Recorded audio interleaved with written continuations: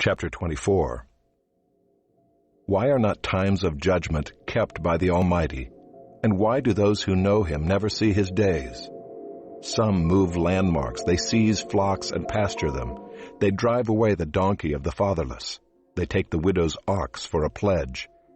They thrust the poor off the road. The poor of the earth all hide themselves. Behold, like wild donkeys in the desert, the poor go out to their toil, seeking game. The wasteland yields food for their children. They gather their fodder in the field, and they glean the vineyard of the wicked man. They lie all night naked, without clothing, and have no covering in the cold. They are wet with the rain of the mountains and cling to the rock for lack of shelter. There are those who snatch the fatherless child from the breast, and they take a pledge against the poor. They go about naked, without clothing. Hungry, they carry the sheaves. Among the olive rows of the wicked they make oil. They tread the wine presses, but suffer thirst. From out of the city the dying groan, and the soul of the wounded cries for help, yet God charges no one with wrong.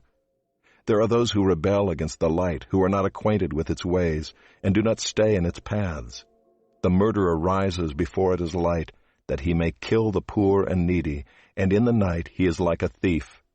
The eye of the adulterer also waits for the twilight, saying, "No eye will see me," and he veils his face. In the dark they dig through houses. By day they shut themselves up. They do not know the light. For deep darkness is morning to all of them, for they are friends with the terrors of deep darkness. You say, "Swift are they on the face of the waters. Their portion is cursed in the land. No treader turns toward their vineyards." Drought and heat snatch away the snow waters. So does Sheol those who have sinned. The womb forgets them. The worm finds them sweet. They are no longer remembered, so wickedness is broken like a tree. They wrong the barren, childless woman, and do no good to the widow. Yet God prolongs the life of the mighty by His power. They rise up when they despair of life. He gives them security, and they are supported, and His eyes are upon their ways.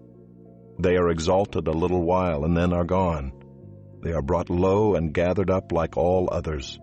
They are cut off like the heads of grain. If it is not so, who will prove me a liar and show that there is nothing in what I say?